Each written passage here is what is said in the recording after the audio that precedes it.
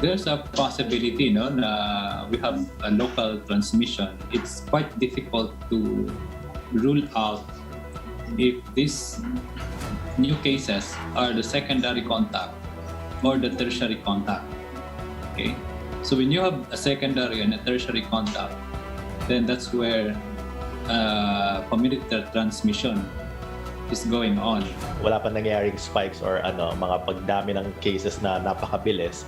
Pero kailangan mag-ingat na tayo kasi it can happen anytime. Nangyari yan earlier this year, agad dumami, ang bilis kumalat, hindi na napigilan yan.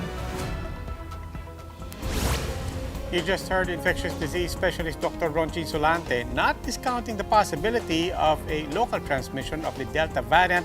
That is after the country recorded a total of 35 Delta cases, 3 of whom have already died. The Gov't research group is warning against complacency, while health experts and some mayors in Metro Manila are already calling on to the AATF to reconsider easing of mobility curbs in the country.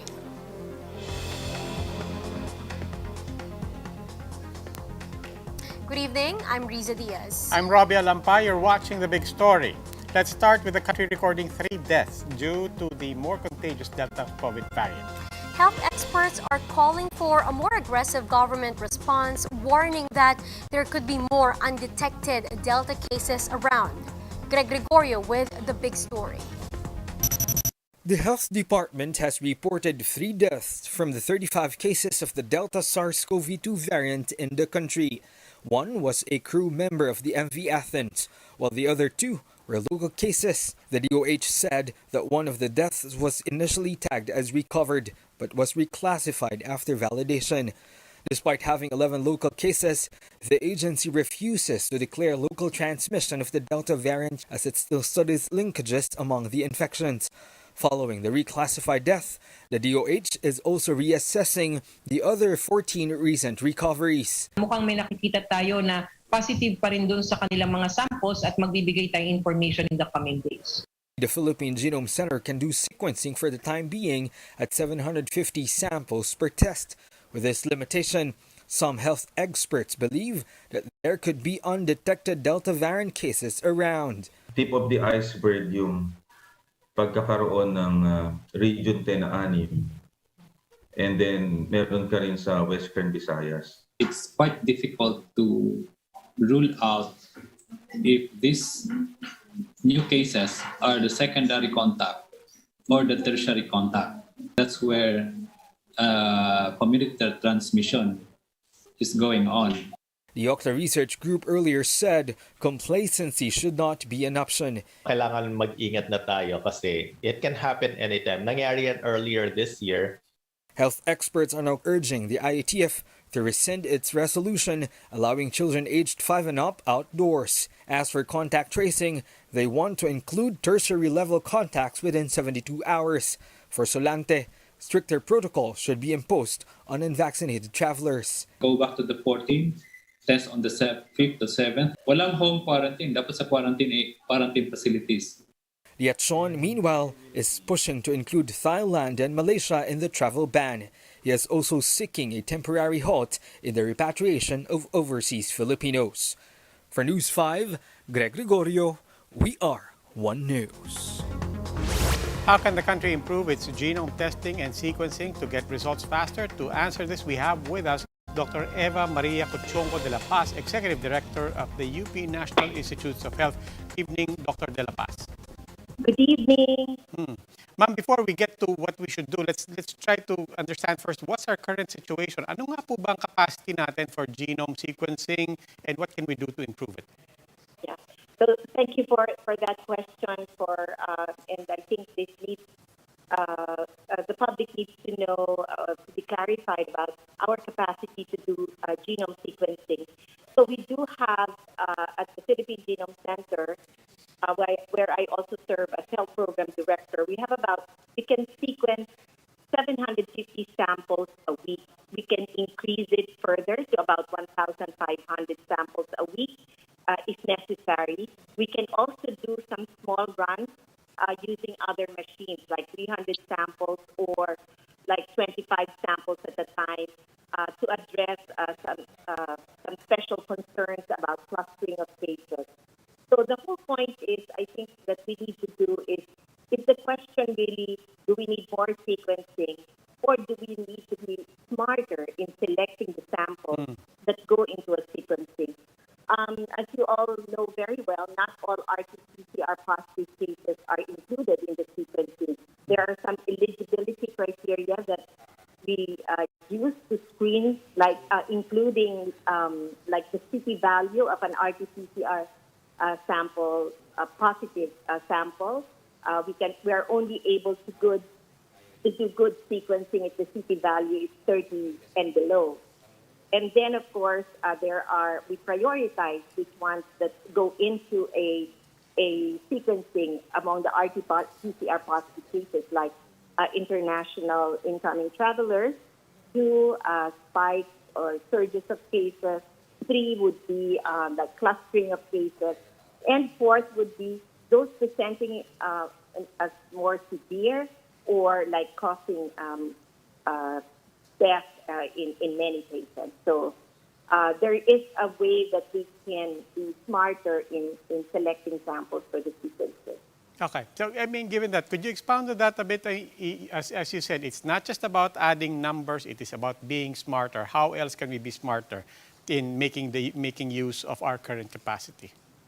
As I said, we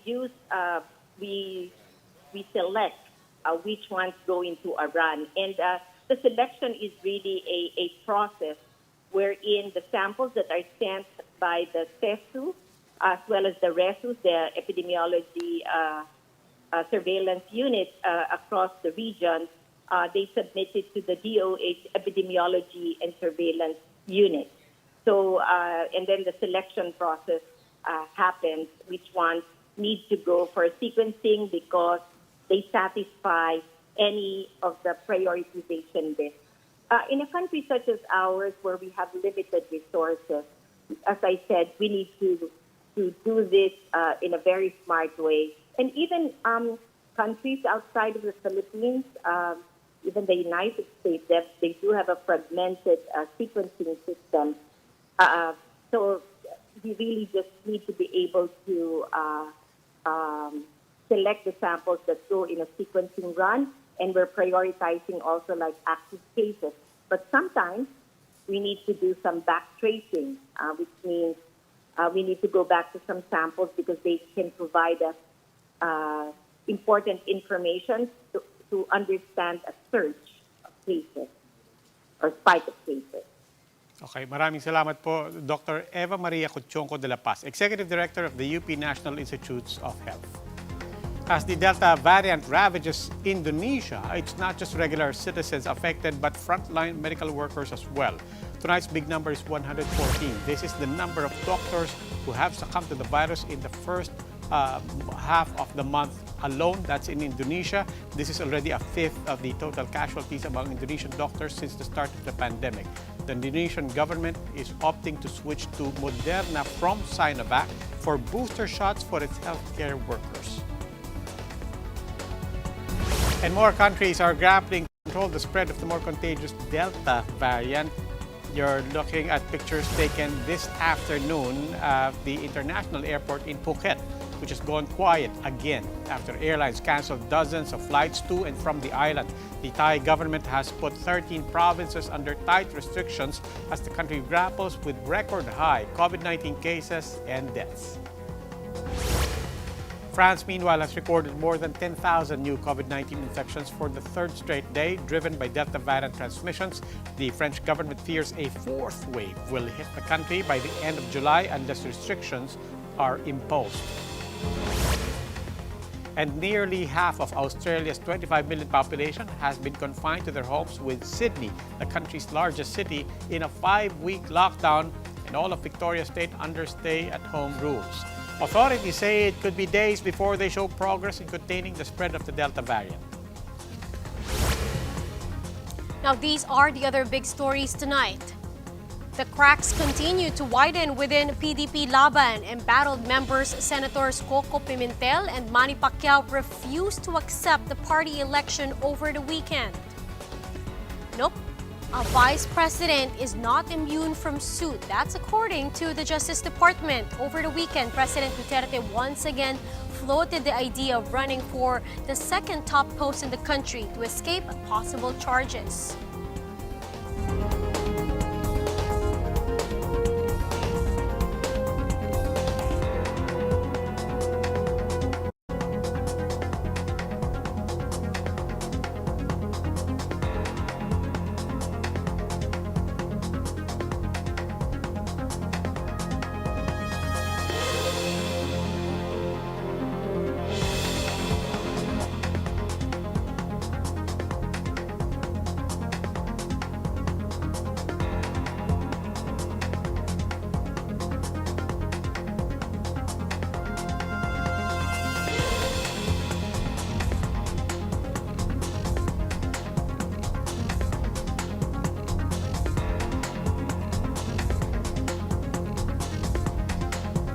Good evening, I'm Robbie Alampay. You're still watching The Big Story.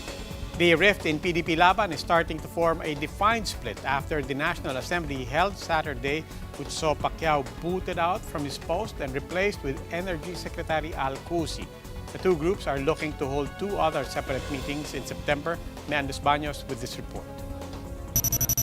PDP-Laban will be holding two national conventions this September separately. One will be under newly elected PDP-Laban President Alfonso Cusi, while ousted party President Manny Pacquiao will lead the other. Cusi is backed by no less than the chairman of PDP-Laban, President Rodrigo Duterte, while Senator Coco Pimentel, son of the party's founder, supports Pacquiao.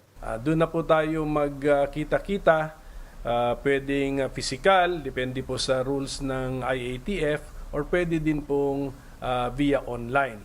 Ang importante, marinig po ang inyong posisyon, marinig ang sinong inyong pinupusuan na gusto ninyong gawing kandidato ng PDP-Laban para sa pagkapangulo.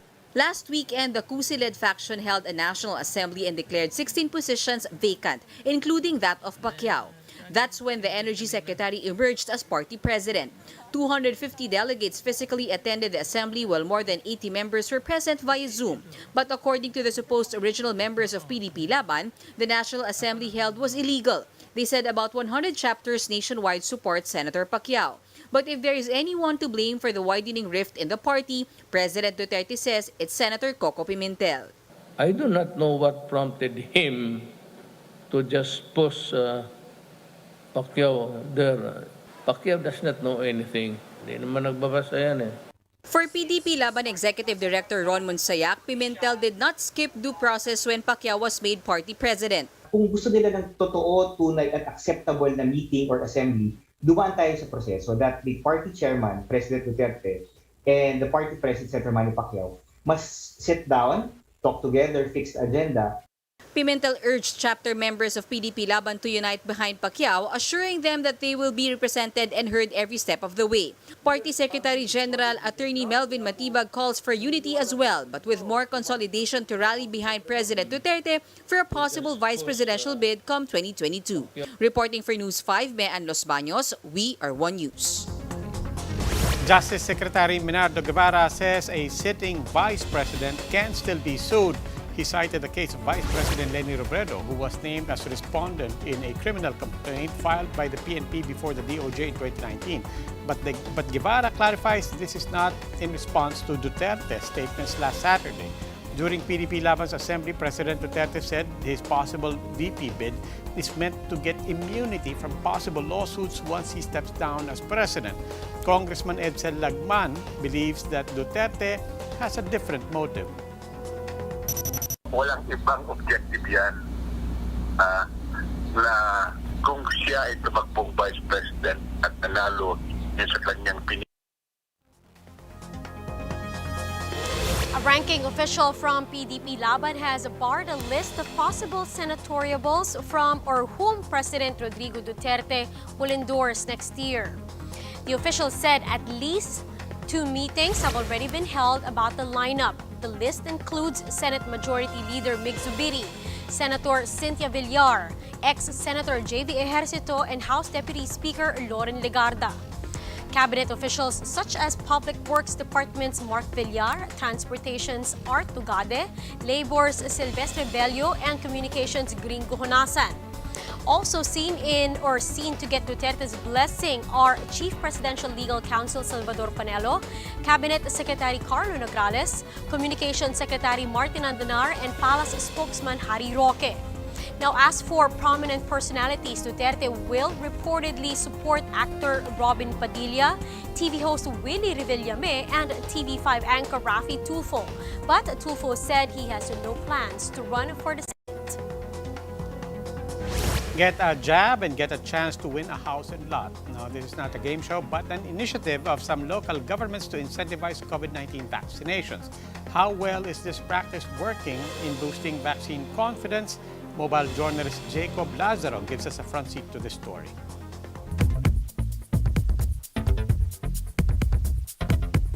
Five months into the country's COVID-19 vaccination drive, local governments have been creative in enticing people to get vaccinated. Some offer sacks of rice, groceries, and even motorcycles. But a town in Ilocos Sur has raised the bar by offering a house and lot as a raffle prize for vaccinees. Alam mo kasi pwedeng gayahin yung mga best practices ng mga bayan, ano, Robert? So naisip ko dito naman sa bayan ng Santa na house and lot din dahil may minana kaming mga lote doon, mga malilit lang. Complete with its own kitchen, bathroom, and 2 bedrooms, the house comes with a lot of almost 100 square meters, enough to accommodate a family of 5 or more. Construction started this July and is expected to finish by December, in time for the December 16 raffle draw. Itong raffle na ito ay ibig sabihin na lahat ay may sa tambyuro, yung mga poorest among the poor lang.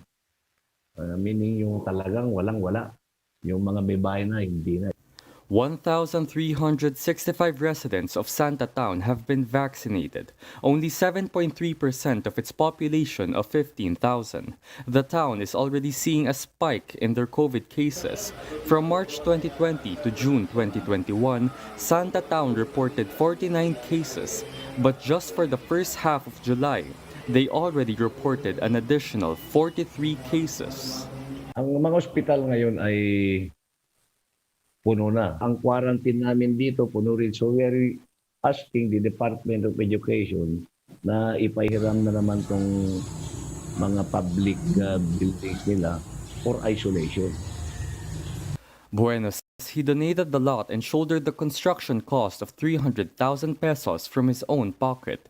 National government officials have urged local governments to explore legal avenues to sweeten the pot, as the country aims for herd immunity. Over in central Luzon, San Luis Town in Pampanga has been giving out cows for vaccine raffle winners. And in Metro Manila, Las Piñas Congresswoman Camille Villar also put up a house and lot worth 1.5 million pesos for their local vaccination drive.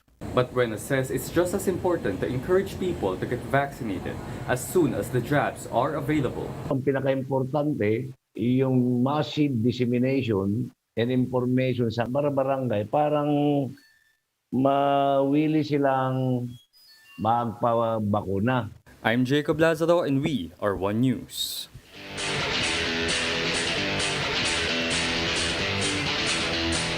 For the big story in sports in the PBA, it was the Meralco Bolts and Lex Road Warriors and Rain or Shine Alasto Painters that came out on top in their matches on Sunday.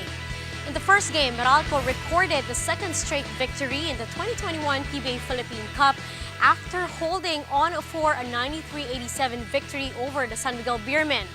Meanwhile, NLEX registered their first win of the season at the expense of defending champs Barangay Ginebra 94-75. Lastly, Rain or Shine cruised to a second straight win after stopping Blackwater Bossing 71-62. Now, over in the PVL, the Santa Lucia Lady Realtors get its first win over PLDT Power Hitters via 3-0 sweep. The game between the Cherry Tigo Crossovers and the Signal HD Spikers is still ongoing, with Cherry ahead 2-0. Time for another quick break. When we return, it's not a smooth road to the Olympics as a number of players test positive for COVID-19. The details after the break.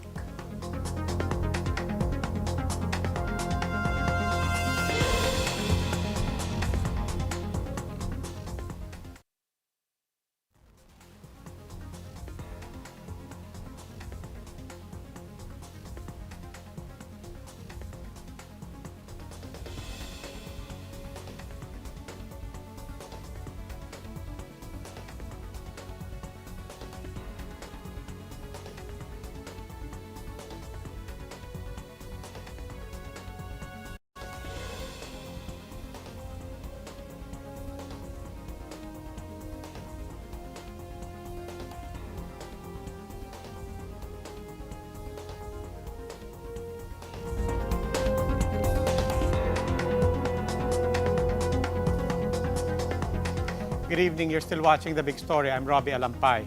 Spectators continue to flock to the so-called Manila Bay Sands as the area has been open to the public at a limited time. Justin Punsalang with the story. The iconic Dolomite Beach is open to the public until Tuesday, July 20. To prevent overcrowding like what happened in September last year, the Environment Department and Manila Police District have arranged a one-way foot traffic for all visitors. Separate entry and exit points were set up for visitors who personally want to see the so-called Manila Bay Sands. Only 120 people at a time are allowed in the area. Each batch is allowed to stay for a maximum of 5 minutes only. Volunteers from the DNR are scattered all over the area to implement health protocols. Swimming and wading in Manila Bay are still strictly prohibited. Rope bollards are put up a few meters away from the shore. Only a handful of visitors went to the Manila Bay Sands on Monday. Maganda naman na, ay kesa doon sa dati kong naranasan na area dito. Malaki na ang pinagbago. Maganda siya. Napakaganda po tignan. May tsura ng Manila Bay kaysa dati. Maganda po tignan talaga. Maliwalas, maano sa paningin. Jonathan believes that the man-made white sand beach can indeed improve a person's mental health, as earlier claimed by spokesman Harry Roque. Pagpasok ko pa lang dito, parang nag-iba yung pakiramdam ko eh. Parang guminhawa nang nakita ko yung kulay ng buhangin. Some observers, though, still believe that the Dolomite project is ill-timed. Okay lang, pero at the same time, hindi rin kasi ang daming pwede ring paggastusan aside from this. Ang doubtful mo nga lang dito, paano kung yung malakas na ulan na talaga, kung hindi na ba talaga magbabalik yung dating kalakihan dito na basura. The Dolomite Beach will remain open to the public until tomorrow. Visitors can come as early as 8 until 11 in the morning and 3 until 5 in the afternoon. For News 5, Justine Punsalang. We are One News.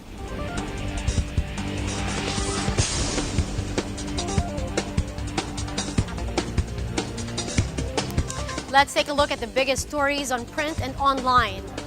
An Olongapo court has dismissed the anti-terrorism case against two Aita farmers. Philippine Star reports that Olongapo Regional Trial Court Branch 97 granted the demurrer of evidence filed by farmers Japar Gurong and Junior Ramos. They are the first known persons to be charged in violation of the controversial law.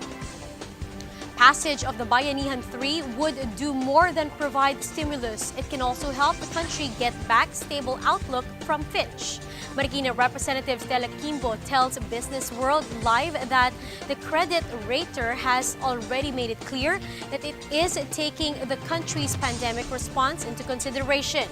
Kimbo says funding from the stimulus package is meant to improve COVID response apart from being used for cash assistance. The Philippine Coast Guard was successful in driving away a Chinese Navy warship in Marie Louis Bank in Palawan last week. Newsfire reports that VRP Cabra spotted the Chinese Navy vessel last July 13, prompting its personnel to issue a radio challenge. The Chinese ship eventually started to move away until it exited the Marie Louis Bank. In world news, the death toll from devastating floods in northwest Europe, including Germany and Belgium, rose to at least 188. But officials warn that the tally could still rise. German Chancellor Angela Merkel described the flooding as terrifying. She is promising swift financial aid to Germany's worst affected areas.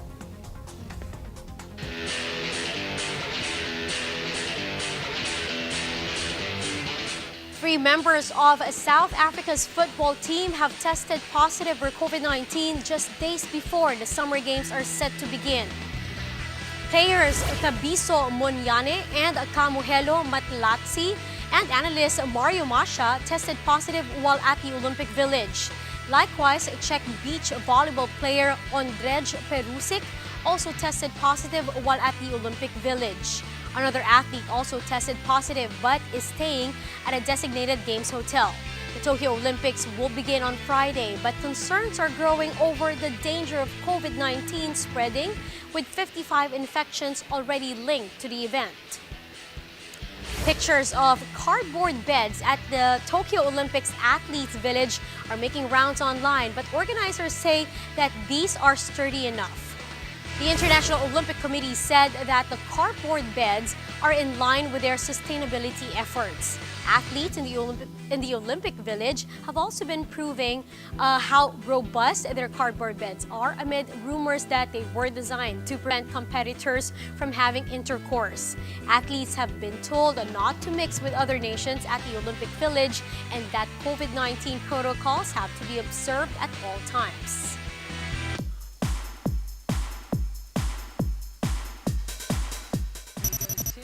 The National Academy of Television Arts and Sciences has announced the remaining winners of its Daytime Emmy Awards.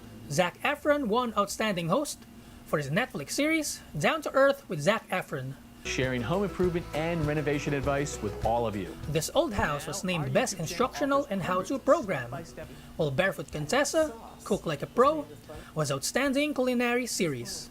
Karrueche Tran, meanwhile, took home Outstanding Lead Actress for The Bay, and Andy Serkis won Outstanding Guest Performer for The Letter for the King. The Daytime Emmys also served as a love letter to the late Alex Trebek of Jeopardy! Alex posthumously won his third straight game show host plum, his sixth overall. He was nominated a record 32 times in his 37-year career. Jeopardy! Was also named Best Game Show. Alex's children accepted the awards. For as long as we can remember, he was always so proud to be a part of Jeopardy! He was always excited to go to work, even during his battle with cancer. He was so fortunate that he was able to do what he loved. Nick Garcia, We Are One News. As we further embrace the new normal, an elementary school in Antique just held a mobile graduation. By mobile, we don't mean smartphones. That's to 2020. We're talking about a float with balloons, drapes, and tarpaulins pulled by a trusty carabao along the muddy pavement. Lawigan Elementary School said its antic has three purposes. First, some graduates had to be fetched from across rivers and walking would have been a hassle. Second, the lack of gadgets and strong signals made online ceremonies impossible. Third, well, how? How do you do it? How? Eh di carabao, when you can just do it.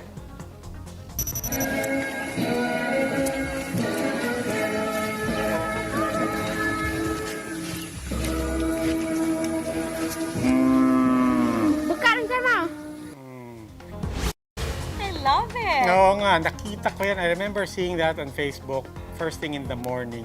And you don't know how to feel. On the one hand, nakakatuwa. I mean, props to Lawigan Elementary School. But at the same time, yung mga bata, nakakaawa talaga yung mga bata, lalo na nung COVID. Robbie, you mentioned props to the teachers.